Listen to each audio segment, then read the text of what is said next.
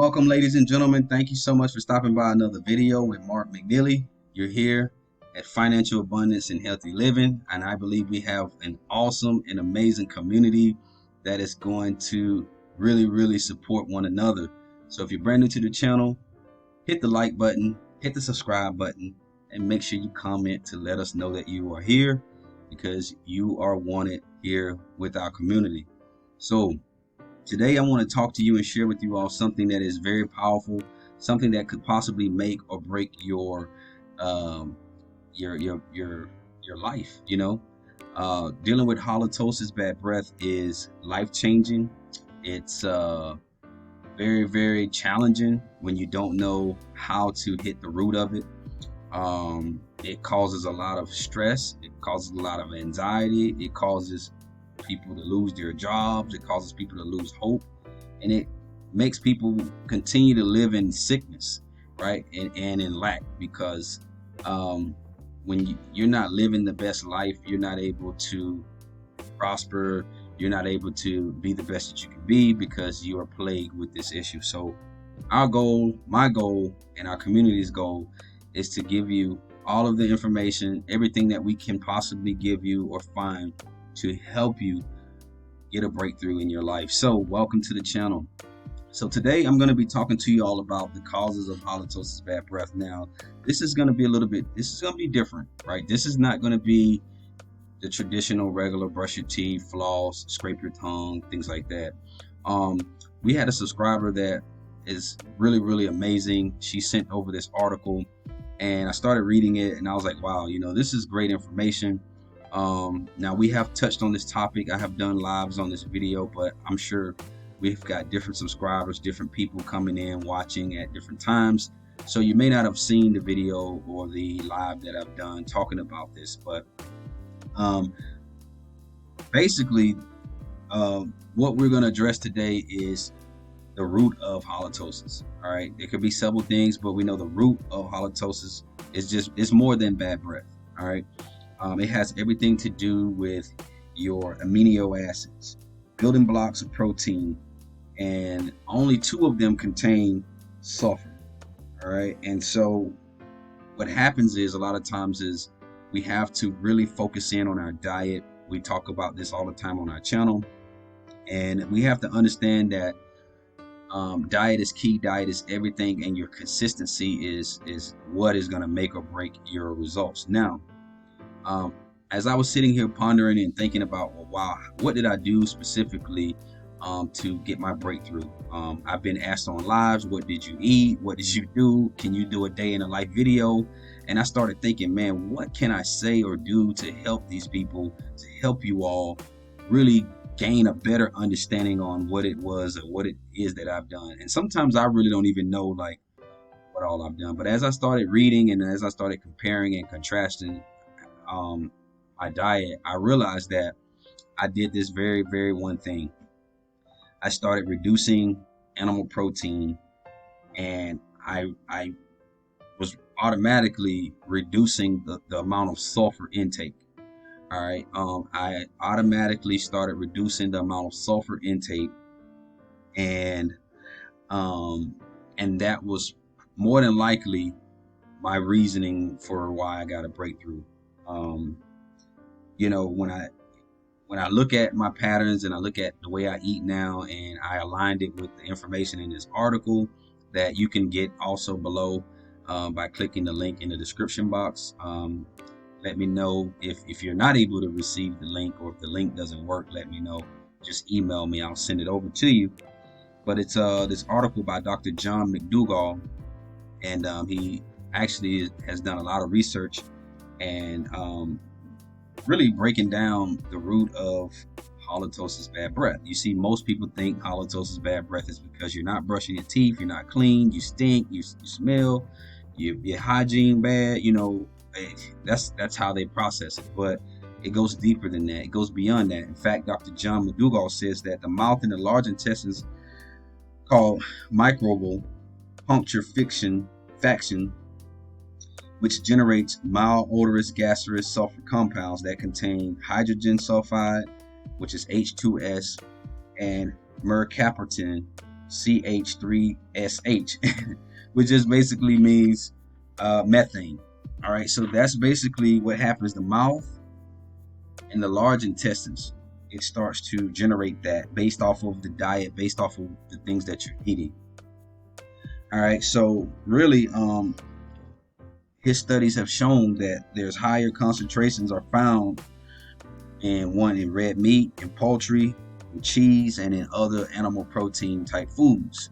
All right, so it's very important to understand that you've got to reduce, all right, the amounts of animal protein and dairy products if you want to see a tremendous change. I mean, we've had people that seen a really fast change, a fast breakthrough, right, like in no time. So what we got to understand, ladies and gentlemen, is that it produces sulfur gases in the large intestines.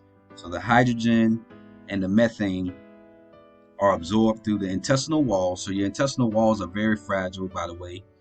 It absorbs everything. If you walk outside and someone's smoking, or there's factories or trucks, or the air is polluted or whatever, even though you're small, your intestines are inside of your gut, it still can be absorbed through your skin. Your skin is just a protective layer, but there's still toxins and heavy metals that can get inside of your pores and still have an effect on your small intestines. So anyway, this sulfur is produced through the large intestines, which creates the hydrogen and the methane, and it goes then into your bloodstream, and then from the bloodstream it reaches your lungs. All right, and so this is why when you're breathing, you're exhaling and inhaling, it produces this gas. This is why some of you may say, well, I can have a mask on, or I can have my hand over my mouth and I still smell, or other people still smell me, because it's a production of gas. All right, you can't really hide a gas unless you're a certain distance away. So your breath concentration gases, it's basically from the gut. Okay, it stems from the gut. So what you want to do, ladies and gentlemen, is you want to focus on decreasing your intake of sulfur containing foods or sulfur containing amino acids, and basically avoiding animal protein. Now this is why in several of my videos I would say things like, if you eat meat today, skip a day or skip 2 days. Now, I never said skip it because of the sulfur, but I've always said skip it because you want to give your body time to digest and process the foods that you're eating, all right, and eliminating that out of there, all right. But also on the other side of the coin is, because of the sulfur gases that are produced, if you're eating sulfur every day, high amounts of sulfur, you're not going to see a result. Okay, you're not going to see a result. All right, so the sulfur gases, methyl mercaptan, it can cause inflammation. It can cause gum disease. It can cause your body to go into a state of inflammation. We talk about that a lot, which is also responsible for autoimmune disease. And it can cause colitis. I talked about that in the 4-phase formula. We talked about ulcers and different things like that. So it's when you have large amounts of sulfur going on, according to this research, it causes other problems, or it can cause other issues. All right. So sulfur comes from food, and that is the source. Okay, so what you want to focus on is eliminating or reducing it. So beef versus beans. Beef has more sulfur than beans. Chicken to rice. Most people eat chicken and rice together, but the goal would be is to choose one over the other. Jasmine rice, to be on the safe side, is low in sulfur. So the chicken would have a higher amount of sulfur. Tuna fish versus sweet potatoes. Sweet potatoes will have lower amounts of sulfur. All right, so you want to just stop eating sulfur, or you want to really try to focus on eliminating sulfur. All right, so I'm going to give you guys some proteins that are high and sulfur, and I'm going to give you some things that you can focus on eating in this video, and I want you guys to go and run with it and start implementing today. So some of the proteins that are high in sulfur are red meat. So there's a long list of red meat, pork, things like that. um, Red meat is the highest. It has the highest amount of sulfur that it produces. Fish, man, I like fish, man, but it does. Eggs, you can eat the yolk or the white. Um, Meaning, if you eat the yolk or the white, excuse me, it has high amounts of sulfur, or it can be high in sulfur. I didn't know that about the white, the egg white. Of course, pork, poultry, white meat, so the chicken breast, chicken wings, poultry, dark meat. Basically, we talked about this in another video. The dark meat contains less or lower amounts of sulfur. It does have sulfur in it, but it contains a lower amount. So that's the goal. If you're going to choose an animal protein, make sure that it's a lower amount to help you out. Okay. Now let's talk about what to eat. You can eat 3 to 4 ounces of animal protein, meaning that you could be 3 to 4 ounces of animal protein, but also it being a lower source. So don't go eat a high source of red meat, but only 3 to 4 ounces. Eat a lower source. All right. And you can eat 3 to 4 ounces of animal protein. You can have, beans or lentils or legumes. All right, because they are lower. But again, don't overpile it. Don't overdo it. 3 to 4 ounces. Lower sulfur veggies are things like salads, carrots, celery, mushrooms, bell peppers, cucumbers, eggplants, spinach. I didn't know. I thought spinach was a little high on the sulfur, but I know for sure broccoli is not on this list. Collards, corn, squash, and it's so many different ones. But beans, potatoes, yams, sweet potatoes, those are like some good starches that are lower in sulfur. And so that's all you want to do, ladies and gentlemen. You want to focus in on eliminating or reducing or looking at the levels and kind of going accordingly. So I hope you guys enjoyed this video. I hope this was helpful. This is something that you all can take away and really